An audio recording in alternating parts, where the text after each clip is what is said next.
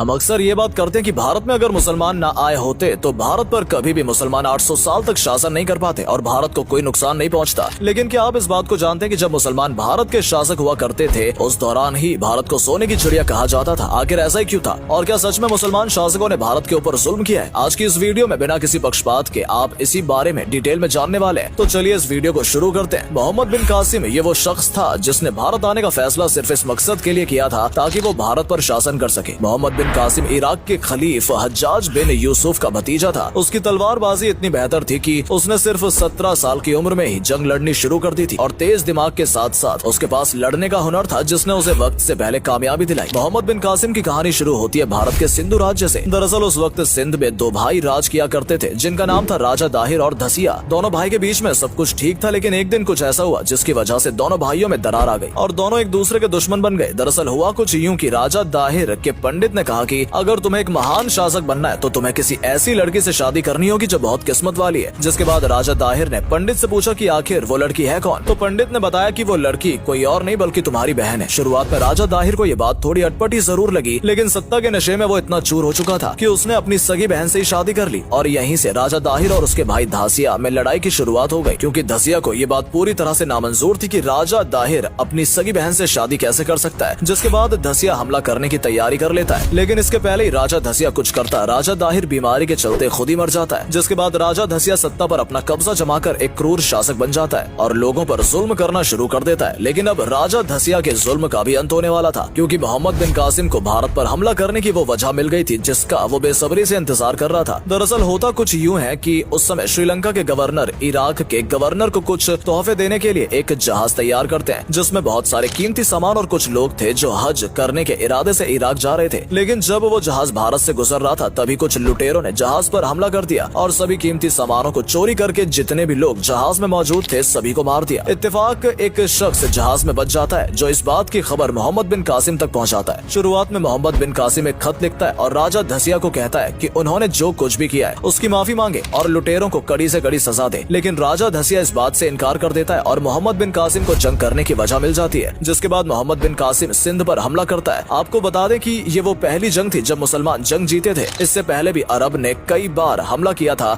लेकिन किसी भी जंग में उन्हें जीत न मिल सकी और इस जीत की सबसे बड़ी वजह बनती है राजा दाहिर की पत्नी, क्योंकि उन्होंने ही मोहम्मद बिन कासिम को किले के सारे राज बताए थे और जितने भी गुप्त दरवाजे थे उनकी खबर मोहम्मद बिन कासिम तक पहुंचाई थी और इस तरह से मोहम्मद बिन कासिम ने धीरे धीरे सिंध की सभी रियासतों पर अपना कब्जा जमा लिया। मोहम्मद बिन कासिम ने सत्ता हासिल करने के बाद लोगों से कहा कि जो लोग खुशी खुशी इस्लाम धर्म अपनाना चाहते हैं वो लोग अपना सकते हैं, लेकिन जो लोग अपना धर्म मानकर पूजा पाठ करना चाहते हैं उन लोगों को भी पूरी आजादी दी जाएगी। मोहम्मद बिन कासिम के राज में सब कुछ ठीक चल रहा था। मुस्लिम और गैर मुस्लिम सभी लोग खुश थे। अमीरी और गरीबी के बीच का फर्क कम होता जा रहा था। लेकिन 4 साल के अंदर ही मोहम्मद बिन कासिम को उसके हुक्मरानों के द्वारा इराक बुलाकर मरवा दिया जाता है। हैरानी की बात यह थी कि मोहम्मद बिन कासिम जब इराक के लिए रवाना होता है तो भारत की जनता नम आंखों से उसे विदाई देती है, क्योंकि सभी लोग मोहम्मद बिन कासिम के राज में खुश थे। फिर भले ही वो हिंदू हो या मुसलमान हो, सभी ने मोहम्मद बिन कासिम को बहुत प्यार दिया था। यही वो वक्त था जब धीरे धीरे मुसलमान भारत के तकरीबन हर हिस्से पर अपनी पकड़ बना चुके थे। 11वीं शताब्दी में मुस्लिम शासकों ने अपनी राजधानी दिल्ली को बनाया। हालांकि बाद में जब मुगल आए तो उन्होंने भी दिल्ली को ही अपनी राजधानी माना। अब हैरानी इस बात की थी कि जब मुस्लिम शासक भारत पर पूरी तरह से अपनी पकड़ बना चुके थे और तकरीबन हर जगह अपना परचम बुलंद कर रहे थे, उस दौरान भी भारत में मुसलमान अल्पसंख्यक थे और आज भी भारत में मुसलमान अल्पसंख्यक हैं, जिससे कहीं न कहीं ये बात साफ जाहिर होती है कि मुस्लिम शासकों ने गैर मुस्लिम लोगों का जबरन धर्म परिवर्तन नहीं कराया और ज्यादातर गैर मुस्लिम लोग मुस्लिम शासक को पसंद भी करते थे, क्योंकि जितने भी मुस्लिम शासक थे उनके बात करने का अंदाज बहुत मोहब्बत भरा था, जिससे जनता काफी खुश होती थी। ऐसा नहीं है ये बात सिर्फ हम ही कह रहे हैं, बल्कि इतिहास खुद इस बात की गवाही देता है कि भारत में राज करने वाले ज्यादातर मुस्लिम शासक अपनी जनता से प्यार करते थे और उनके कल्चर और भाषा का सम्मान करते थे और इन सभी बातों को ध्यान में रखकर ही कानून भी बनाए जाते थे ताकि हर समुदाय का इंसान खुश रह सके। बता दें कि मुस्लिम शासक के दौरान भी भारत में गैर मुस्लिम तकरीबन 80% से ज्यादा थे और मुसलमान सिर्फ 20% थे। अब जरा आप ही सोचिए कि जिस समुदाय के लोगों ने भारत पर तकरीबन 800 साल राज किया वो लोग सिर्फ 20% क्यों थे? वो चाहते तो भारत में रहने वाले सभी गैर मुस्लिम लोगों का जबरन धर्म परिवर्तन करा देते और अपनी संख्या में और भी इजाफा कर लेते, लेकिन मुस्लिम शासकों ने ऐसा नहीं किया। हालांकि कुछ शासक ऐसे भी आए जिन्होंने ऐसा करने की कोशिश जरूर की, लेकिन वो भी पूरी तरह से इस काम में सफल नहीं हो सके, क्योंकि उस वक्त में हिंदू मुसलमान एक ही हुआ करते थे और दोनों का रहने का तरीका, खाने का तरीका, बातचीत का तरीका सब कुछ एक जैसा था। तो अगर हम ये कहें कि मुसलमानों ने सिर्फ तलवार के दम पर भारत पर कब्जा किया था और 800 1800 साल तक राज किया था तो ये बात सरासर गलत होगी, क्योंकि भले ही आज मुगल शासकों के बारे में बुरा क्यों न कहा जाता हो, लेकिन उस वक्त की जनता मुगल शासकों के राज में काफी खुश थी और उनसे काफी प्यार भी करती थी। और इस तरह से मुसलमानों ने भारत पर 712 से लेकर 1857 तक राज किया और आखिरी मुगल शासक बहादुर शाह जफर ने अंग्रेजों के हाथ में सत्ता सौंप दी। दरअसल जिस समय भारत के सम्राट अकबर हुआ करते थे, उन्होंने कुछ अंग्रेजों को यहाँ रहने की इजाजत दे दी थी, जिसके तकरीबन 2 दशक बाद अंग्रेजों ने छोटे छोटे नवाब और राजाओं से बातचीत करके उन्हें अपनी तरफ कर लिया और मुगल शासकों के खिलाफ युद्ध की तैयारी करने लग गए। आपको बता दें कि मुगल शासक तकरीबन 2 सदी तक अंग्रेजों से लड़ते रहे और आखिरकार 1857 में मुगल शासक बहादुर शाह जफर ने हार मान ली और अंग्रेज भारत पर हुकूमत करने लगे। तो अगर आप भी काफी वक्त से ये सोचते आ रहे हैं कि भारत में मुसलमानों के होने की वजह से भारत का बहुत नुकसान हुआ है, तो हो सकता है इस वीडियो को देखने के बाद आपकी सोच में थोड़ा बदलाव जरूर आया होगा। और अगर आपको हमारी इस वीडियो से कुछ जानने का मौका मिला है तो हमारे चैनल को सब्सक्राइब जरूर करें और वीडियो को लाइक जरूर करें, ताकि हम आपके लिए ऐसी ही वीडियोस ला सकें और उसकी नोटिफिकेशन सबसे पहले आप तक पहुंचा सकें।